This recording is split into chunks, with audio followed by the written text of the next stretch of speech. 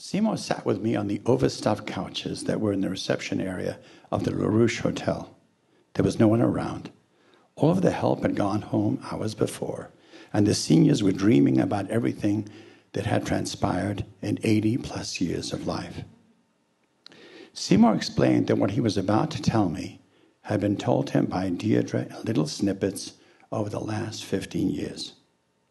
It was a subject she had said to him that she didn't like to talk about, but when your heart is breaking, you have to talk with someone, and Deirdre had chosen Seymour. She made a good choice. Seymour was a good listener and a caring soul. Deirdre was raised in a very wealthy home in Saratoga Springs, New York. The family lived in a 32-room mansion that sat in the middle of 36 park-like acres with fountains, statues, ponds, and flower gardens. The family always had a staff of 6 ready to attend to them. Deirdre attended the best schools and had aspirations to become an architect. But when she was growing up, it wasn't what young ladies did, and especially young ladies who came from wealthy families that owned hotel chains and a large portfolio of apartment buildings.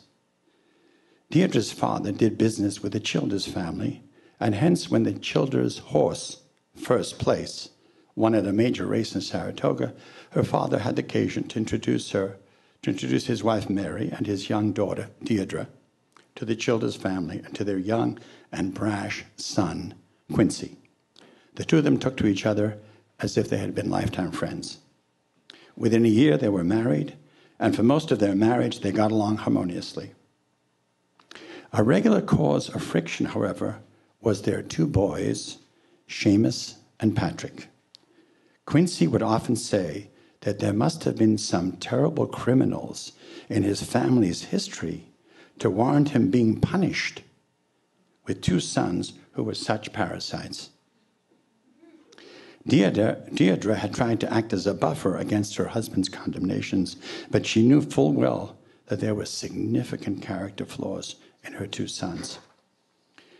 Against Deirdre's advice, Quincy took in a partner, Darcy Crowe, and renamed his investment banking company Childers & Crowe.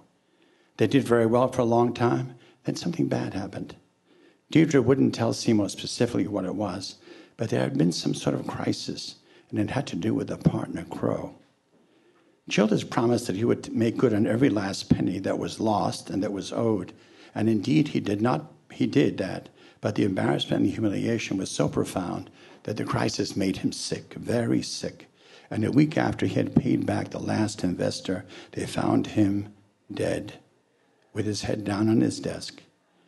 Deirdre had said that Quincy Childers did not wish to live any longer.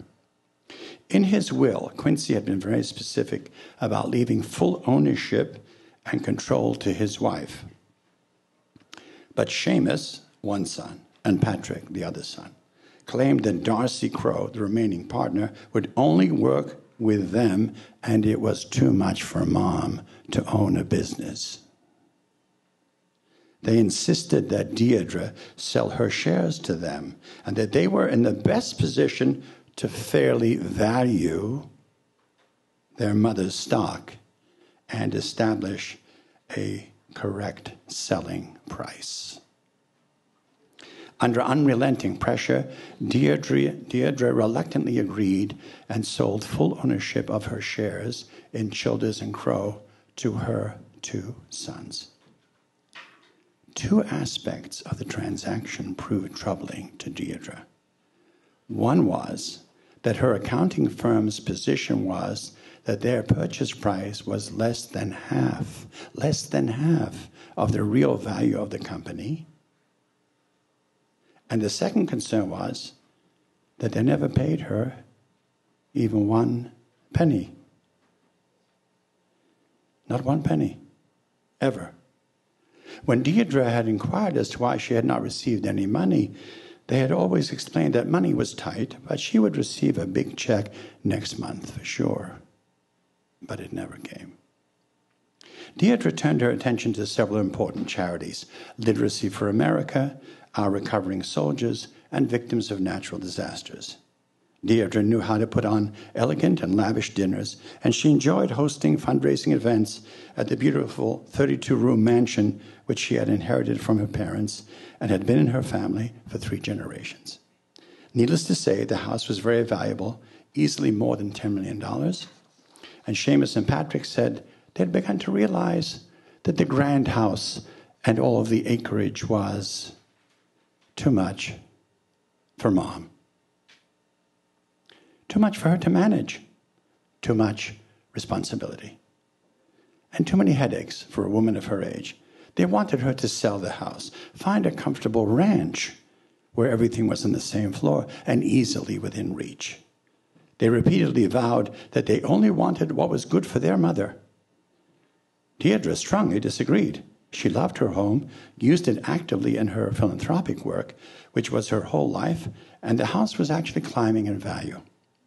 Seamus assured her that she would remain in the very same area, that she would experience no dislocation, and they could always rent the civic center in town when she wanted to do a fundraiser.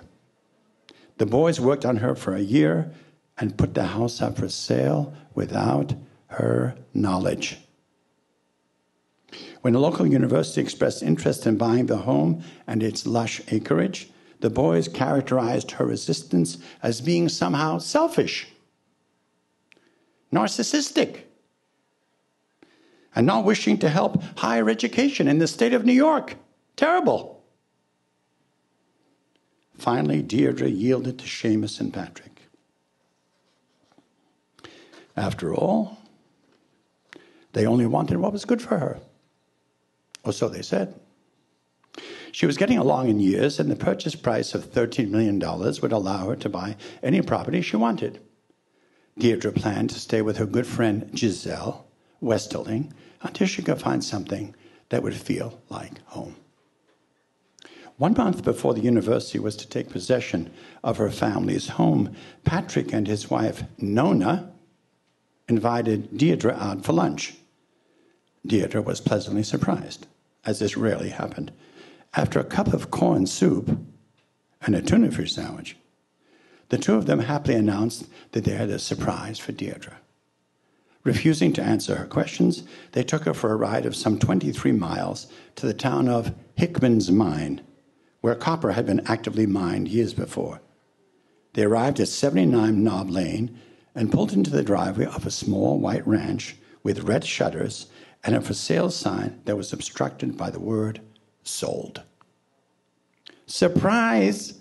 This is your new home. We bought this for you. Don't you just love it? Deirdre was shocked. They would buy me a home without consulting with me, without showing me the home to see if I even liked it? They marched Deirdre around from room to room, extolling the features of the house as if she was viewing the Taj Mahal. Deirdre didn't like the house at all. She was having difficulty understanding what had happened. What do you mean that you bought the house for me? Are you saying that you paid for this house out of your own money? Well, not exactly. We bought it for you with the money that you will be getting for your house. Deirdre couldn't believe her ears. You bought this house for me with my money? Patrick and Nona nodded and smiled. Isn't it wonderful? You have no idea how much work we put in until we found this paradise for you. Are you saying you don't like it? Are you saying you don't appreciate all the time and the effort we put into this? How ungrateful! Deirdre was speechless. Seamus called that evening and said everyone was shocked that she didn't like the house on 79 Knob Lane. They had been so careful to pick something suitable. Deirdre protested that the house was in a rundown neighborhood, that the rooms were small, that there was a moldy smell in every room, and that it was far away from Saratoga and all of her friends. Seamus explained that they had already bought and paid for the house, and the very least she could do was to live there for a while until they found something else.